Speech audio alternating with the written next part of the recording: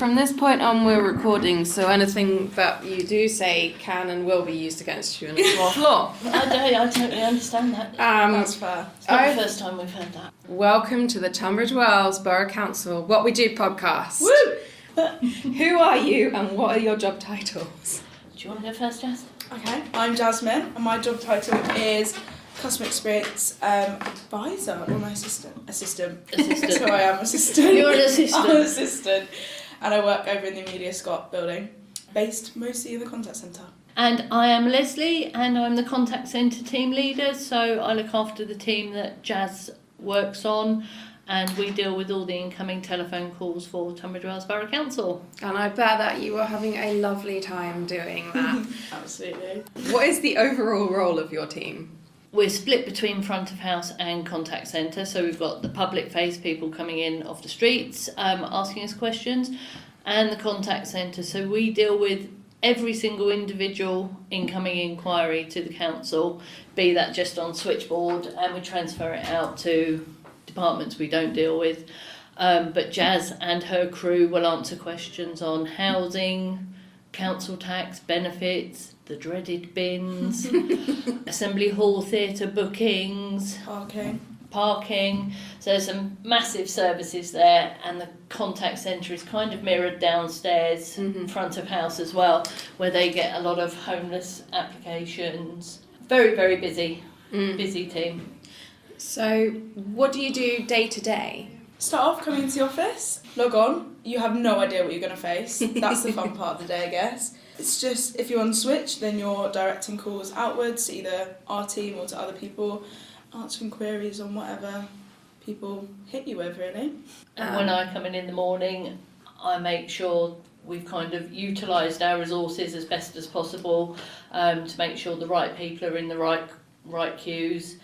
We're very much driven by demand, time of year, weather conditions for bin collections, new council tax billing in March, so we kind of foresee when we're going to be really busy and move people around accordingly. So I monitor the queues and change things as we need to during the day. What is the most satisfying part of your role? We've hit a target that we've never been able to hit before, and we've actually done it 3 times now since October, which is 0% abandon rate for all calls coming in for that day, and also 0 calls abandoned. So we've literally logged on at 9 o'clock in the morning, logged off at 5 o'clock in the evening, and not one single call has been waiting to the point where they've abandoned. So we've answered every single call that's come in. We've never ever achieved that before. I've been doing this for about 18 years now, and that's never happened, and we've done it 3 times recently. So that's amazing. For me, that's very satisfying. That's taking the personal element out of it. You know, that's very stats orientated, and you know, we're doing a great job. But Jazz? I would say mine would be getting people on the phone that have really, really difficult queries, and they have no hope that they're going to be able to sort it out, and then you are able to figure out a resolution for whatever their issue is, and they're left feeling like, oh wow, actually I can sort whatever's going on in my life out. It's really satisfying. Leaving people like that, because you can get any kind of query on the phone, like you've no idea what you're hit with. So yeah, it's cool. It's very cool. We do have some strange calls. We had a lady phone up asking how to cook a piece of Christmas ham. Yeah, that's fun. Which, you know, she was given full instructions full rundown as to how to get it. You know, do you like your ham a little more well done? Would you like it slightly more moist? That kind of sitch. I had a lady phone up one day. The police helicopter was up. Oh God. Obviously circling, looking for for something or someone, and she phoned up and asked if it was going to be flying up for much longer because it was very noisy. She was about to host the Bridge Club that afternoon, and it would be very distracting. So she actually wanted the police helicopter removed, so as not to disrupt the Bridge Club. As you should, yeah. You know, you never ever know what kind of call you're going to get. That's amazing. I do love stuff like that. Yeah, that's fantastic.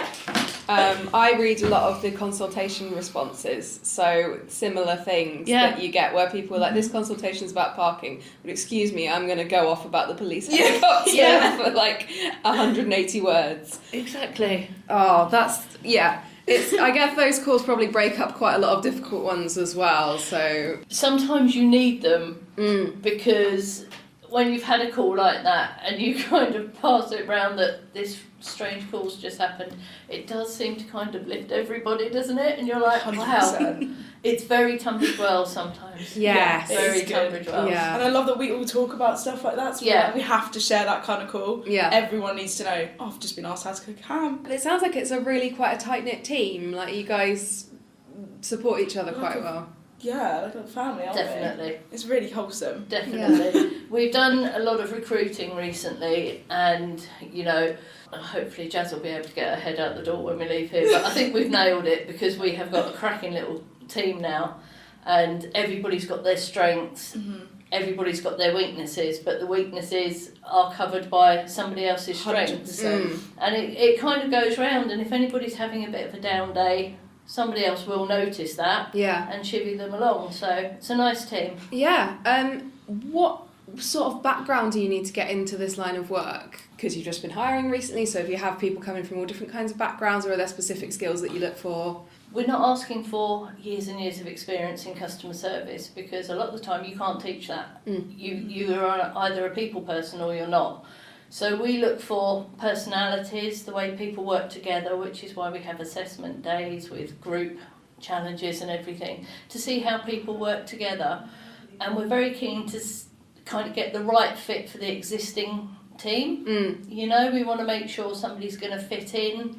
The services you can teach, but the actual kind of niceness and human element, you can't. And Jazz, would you agree with that? Oh yeah, I completely agree. I think it is literally just bring it down to being human beings, speaking to these people like actual human beings, and trying to like relate to what they're saying and understand what they're saying. So yeah, I feel like it's not something you can really teach that side of it, is it? No, it's you just can't. Human, really. I think it's important when you get off a call, you think, if that was my parents on the end of the phone, would I like them to have been dealt with the way I've just dealt with them? Yeah, so 100%. always think it's your parents or your grandparents on the phone. That empathy of making people into a real person, not just a problem. 100%. Exactly. But then also not taking on too much of it. That's another important thing. Are you leaving it at the door because You have to. can't Don't resolve take it it? personally. No, if someone's shouting at you, sometimes you do just have to realise, actually, no, they're not shouting at me, they're shouting at the fact that they're angry with the situation. Yeah. It's not a personal thing. And a lot of the time I do say that, don't they? They're like, sorry, I'm not shouting at you.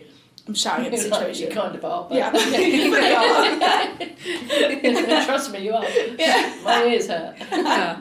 Oh, this has been really nice. What a nice chat. So I'm going to hit you now with the question I've selected from another more popular podcast. This will go viral. I was gonna say, This will go viral. We'll have a whole... We'll be off to Hollywood tomorrow. Yeah, we'll be back. Yeah. So, poppadoms or bread? Poppadoms.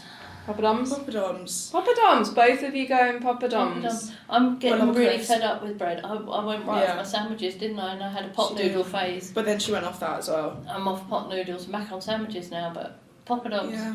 Poppadoms. Maybe this afternoon you should pop out to Tesco, get the whole team Valentine's some poppadoms. Valentine's dip. poppadoms. Oh, yeah. I'm always dips. talking about crisp and dip. I And love a bit of... If anyone calls the call centre on the 14th of February 2025 and they can just hear the poppadoms It might crunching. be a bit crunchy in there this afternoon. I They can love it. generally hear something, either a can, not always Stella. Sometimes it's Coke or Tango or something. Or they can hear the rustle of crisp packets or chocolate bars or... Marshmallows only in the contact centre, the We've silent tried food. that. The silent food, yeah, we just kept sticking them on marshmallows. each other.